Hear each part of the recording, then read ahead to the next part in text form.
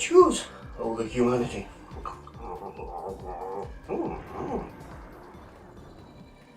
Tea every time, although the cheese thing came a close second, very close. Anyhow, I'm recording this first thing in the morning, and for the first time ever in the Geek Lab, I'm not sweating recording this because it's actually cool outside. I think autumn is well and truly on its way. Anyhow, in one of my previous videos you saw that I purchased an Amiga 500 Plus and nearly 500 games for it. Now, as we all know, the Amiga 500 was a bit screwed, still is a bit screwed, but we're solving that shortly. Anyhow, what we said was we'd get the Amiga 1200 and clean its drive up because it seems to be having trouble reading discs.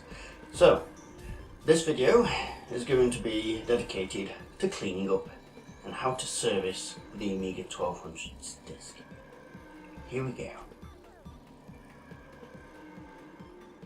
Okay, to save time on the video, I've already removed the outer case. You should also all know how to do that. If you don't know how to do that, then you're not the sort of person who should be attempting this. Anyway, right, it's not a difficult operation, theoretically, but we're going to try it. So what we need to do is get this, the floppy. So the keyboard just slides out like that and comes out of the way. These, oops, there goes an email.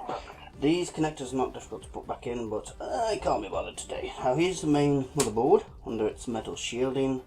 This, that's a lot of emails going on.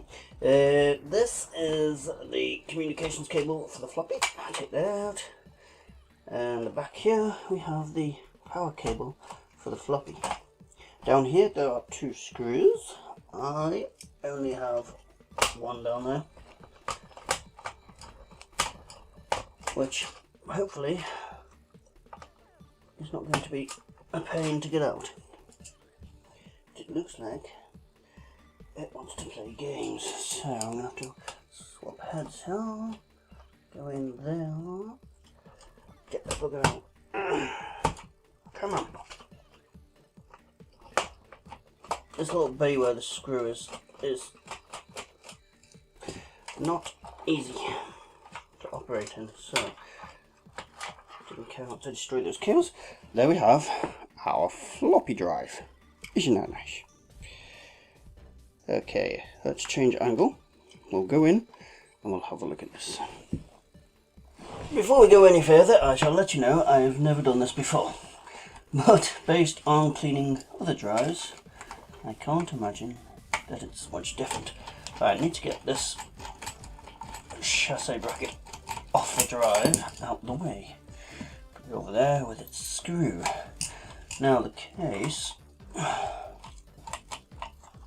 appears to be, yes, folded metal, no screws, no nothing. So it looks like I need to fold this out and then pull away the top end of the drive. There's a disc in here, not good. Now that I've got the drive out, I can actually see it is absolutely filthy in there. So what I need to do, just checking what's mounted where. Looks like there used to be a screw there. Can you see this on there? It looks like there used to be a screw there. It's not there anymore. Motor's bolted to the bottom layer, so I need to do a bit of twisting, a bit of convincing, and we'll be back. Right, yes, got the shields off now, and as I suspected, it's just a case of bending them out and convincing them to come off. It wasn't a tough job. Now, these are the heads that we need to get at. Under these, if I pull up gently, you'll see the read head there, or right head. I'm not sure which it is. Doesn't look too bad. There's another one there inside. These are likely to be the source of the not reading properly. Looks like there is a low build up of grit, but around the heads, oh, it's not good. There's a lot of dust and rubbish, and as you can see in there, it is awful. It's not been cleaned since I got it, and it never read too many discs anyway. I can see why. So, what I'm going to do is get a cotton bud, put some face cleaner on it. Oh, there you are, there's the camera. Just a drop, like that. Okay. Now all this is alcohol-based face cleaner. The reason it's alcohol is the alcohol evaporates, and evaporates the fluid away. So you don't have to go and dry this. So all we're doing, getting it there, and we're rubbing the heads very gently. Being careful not to move this head back and forwards, or else it will have to be reconfigured, and that is, unless you've got the kit, as far as I know, not easy. So, that's all I'm doing, is gently rubbing the heads. Doesn't appear to be much coming off, but we shall see. What I'm going to do now is get this in there and have a clean around the bay. So, once again, I'll be back. I'm back again. Right, I worked out how to get this top cover off. It's just hooked in there and there. Be very careful you don't knock the head when taking these off. All you do is you pull up and these two sides come away, and you can take this away, giving you complete access to the interior. So there we go. You can have a good clean around there now. I'll be back. Okay, about 10 minutes later, and see the state of them. That is from just inside of a drive. That is disgusting. And you can't blame me for that, because we don't have a dirty house like that. I've been in there for a long time, ruining my discs. So this is a good lesson for you to, if you get a new system, make sure it works first. Try it first, make sure the drive is working, and then clean the bugger. Like I do, clean the whole computer, clean the keyboard, clean the drive. I didn't do that with this one, but I shall be in the future after this one. So, nice and clean now. All the skank is on there, and because we've used an alcohol base, this is just a cheap one, alcohol based face cleaner, the fluid has now evaporated. So now, let's put this thing back together. Okay, another good tip for you. I have just wasted 10 minutes of my life trying to put this spring back on here, because I've forgotten how this was all mounted. Thought I'd remember at the time, but I forgot. So, good tip, if you got something a little bit technical like this, before you take it apart, take a picture of it, and then you remember how it goes back together. Foolproof way, unless your camera goes wrong, then you're screwed. But there you go, that'll help you remember how it goes back together. Right, I shall continue. Okay, shields are back on. All that's left to do is put this back in the machine, remount this chassis bolt thingy, put it back in the machine, and we'll do a quick power on test before we take it down to the big TV and see if it'll load anything.